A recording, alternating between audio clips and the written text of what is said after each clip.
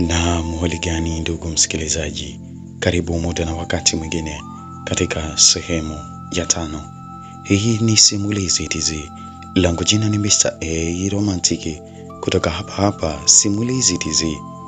Usisahau kusubscribe channel yetu ili uweze kuwa wa kwanza kupata simulizi na vipindi vyetu mbalimbali. Na hapa ndipo tulipoishia katika sehemu ya 4, ingawa ilikuwa fupi kutokana na mitambo. Lakini sasa tusonge mbele katika sehemu hii ya 5 iliyojaa visa na mikasa na msisimko wa hali ya juu. Baada ya tukio hilo la kuibiwa kwa gari, polisi walimfuata Baraka kwa haraka.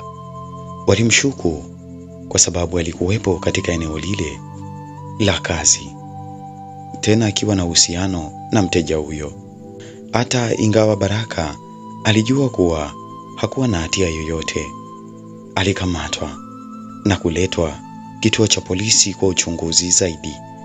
Unaposema hujui lolote kuhusu hili, inamaanisha unahitaji kuwa wazi zaidi, alisema afisa mmoja wa polisi huku akimwangalia kwa makini Baraka.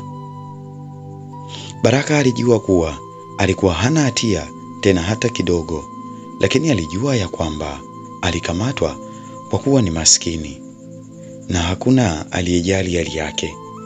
Alikuwa akiteseka ndani ya chumba kidogo cha mahabusu huku akijua kuwa dunia ilikuwa inamhukumu bila sababu. Alikumbuka maisha yake ya zamani ya kujitahidi kila siku, lakini sasa alikuwa ndani ya chumba cha pingu akihisi kama dunia ilikuwa ikimwacha, tena ikimwacha nyuma. Alilia kwa uchungu akijiuliza sana, tena maswali mengi, mpaka kujiona kama mtoto wa laana kutokana na majaribu aliyokuwa akiyapata kila witapo leo. Kila leo yake alizidi kumwomba Mungu, huku akiamini kuwa Mungu ndiyo mkombozi wake. Alipokea taarifa nyingine mpya iliyomfanya dondoshe machozi yasiyo na idadi. Baada ya masaa kadhaa ya uchunguzi, polisi walikuwa na uhakika kwamba Baraka hakuwa anahusika na wizi wa gari. Polisi waligundua kuwa gari la mteja lililoibiwa lilikuwa limeibiwa na mtu mwingine ambaye alikuwa akifanya kazi kwenye hifadhi ya magari katika eneo hilo. Huyu kijana hawezi kuwa mhusika, tafadhali muacheni, afisa mmoja alisema kwa mkono wa pole. Baraka alijua kuwa alikuwa amepewa nafasi mpya ya kuendelea na maisha yake, lakini maumivu ya kukamatwa yalikuwa yamejikita ndani yake. Alijua kuwa alichapwa na dunia, lakini alikubaliana na ukweli kwamba alipokuwa na matumaini ya maisha, hakuruhusiwa kuwa mnyonge. Baraka alirejea mtaani akiwa na uchungu mwingi, lakini hakuwa na njia nyingine zaidi ya kuendelea kupigana na maisha. Alijua kuwa mambo yangeendelea kuwa magumu, lakini alijua pia kuwa mafanikio ya kweli yalikuwa yakijengwa na juhudi. Siku zilizofuata alikubaliana na hali yake ya kuwa na changamoto kubwa. Alijua ya kwamba kuna milima mingi na mabonde mengi ya kupanda mbele yake, lakini hakuwa tayari kukata tamaa. Kazi yake ya kuosha magari ilikuwa inatoa matumaini, lakini alijua kuwa ili kufika kwenye malengo yake ya mwisho alihitaji kujitolea zaidi.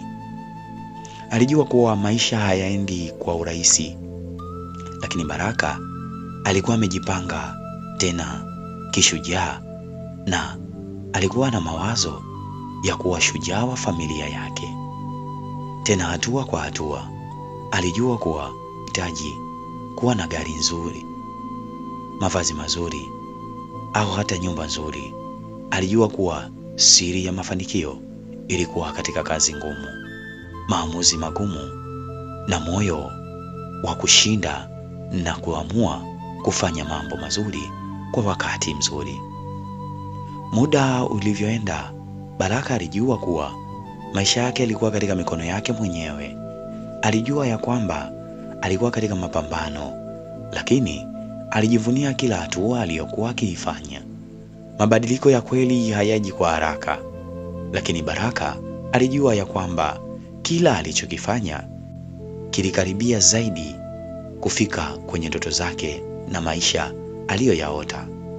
Baada ya tukio la kukamatwa kwake na kutolewa kwa kesi ya wizi wa gari, Baraka alijua kuwa maisha yake hayakuwa rahisi kama alivyokuwa akidhani. Aliishi mtaa wa Kariakoo ambako kila mtu alikuwa na ndoto zake, lakini aliishi kwa mapambano ya kila siku, tena huku akiendelea kutafuta maisha kwa juhudi na uchungu mkubwa, kwani alilazimika kujitegemea zaidi na zaidi kutokana na kufukuzwa na kuwa mbali na familia yake. Baraka alijua kuwa majukumu makubwa aliyonayo yalimpasa kuwa na maamuzi yaliyo sahihi, tena maamuzi ya kiume.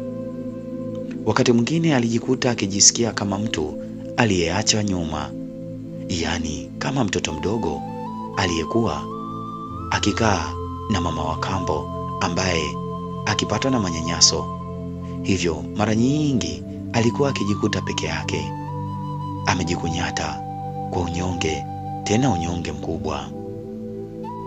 Siku moja alipokuwa akifanya kazi yake ya kuosha magari na kubeba mizigo mtaani, alikutana na mzee mmoja aliyejulikana kama Mzee Shabani.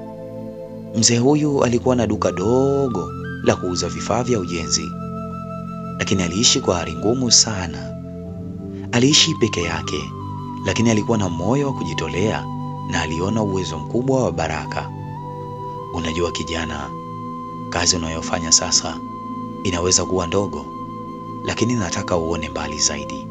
Una roho ya shujaa, lakini haijajulikana.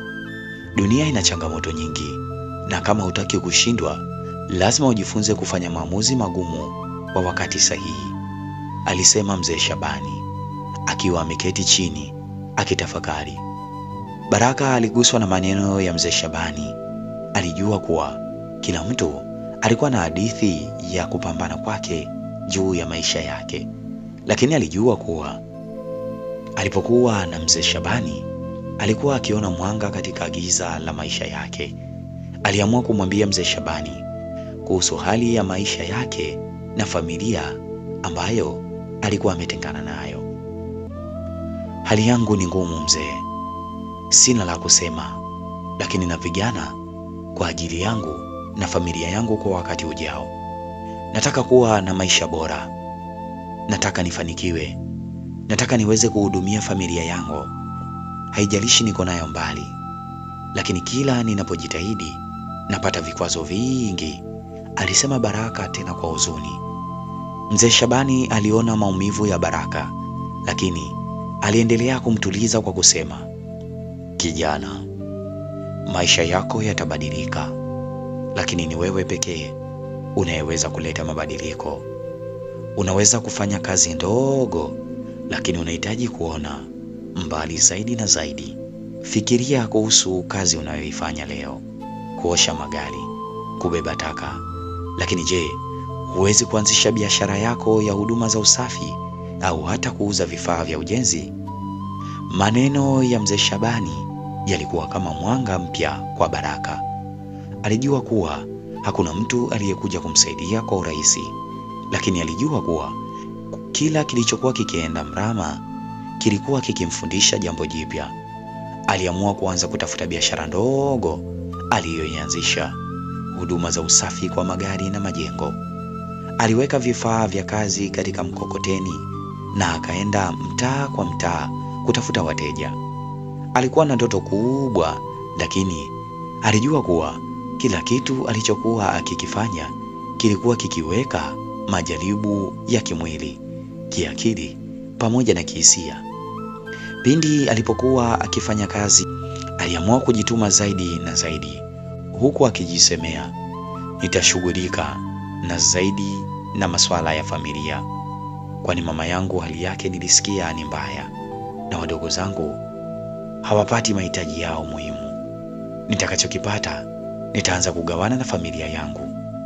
Alianza kukutana kisiri na mdogo wake Neema na kumpatia kile alichokuwa anabarikiwa, ingawa ilikuwa kwa mara chache sana bila baba yake ya kujua, huku akijua fika ya kwamba mabadiliko hayawezi kuja kwa haraka. Aliendelea kutafuta wateja na kutoa huduma bora zaidi na zaidi kwa kila mmoja aliyehitaji msaada wake. Aligundua kuwa biashara ya usafi ilikuwa na nafasi kubwa, kwani alikuta wateja walikuwa wanahitaji huduma ya haraka na ya ubora kwa gharama nafuu. Aliendelea kufanya kazi kwa bidii, akikusanya fedha kidogo kidogo. Aliweza kuokoa pesa na kujitahidi kufanikisha maono yake ya kumiliki biashara ya usafi wa magari na majengo kwa ujumla. Baraka alijua kuwa maisha hayakuwa rahisi, lakini alijivunia hatua alizochukua kwenye maisha yake. Aliona kama kila hatua ya mbele ilikuwa inamfikisha karibu na ndoto yake. Alikosa usingizi usiku akifikiria familia yake na mahitaji yao, lakini alijua kuwa kama anataka kufanikisha lazima uvumilie changamoto, tena changamoto zote zinazokuja. Alifanya kazi za usafi kwa juhudi kubwa, akikusanya wateja wapya na kutunza wateja wa zamani. Kwa muda wa miezi mitatu alikuwa ameweza kufungua duka dogo la kuuza vifaa vya usafi na kuwaajiri vijana wawili kutoka mtaani. Hii ilimsaidia kuongezeka kwa kipato, lakini changamoto hazikufika mwisho. Alijua ya kuwa alikumbana na vikwazo vingi, lakini hakukata tamaa. Wakati mwingine alijikuta akila kwa njaa, akijua kuwa hela alizozipata hazikutosha kumaliza gharama za familia na kuendesha maisha yake. Siku moja alipigiwa simu na wadogo zake wakiwa wanalia sana, tena sana zaidi ya sana, kilio ambacho kilimtisha na kumpa presha kubwa ndani ya moyo wake. Baraka alishtuka sana simu ile, na pindi alipokuwa akisikia kilio cha wadogo zake, wasiwasi ulitanda ndani ya moyo wake, kwani kilio kilichokuwa kikilia kilimtisha. Alibaki akiuliza, Neema, Neema, kuna nini? Neema, Neema.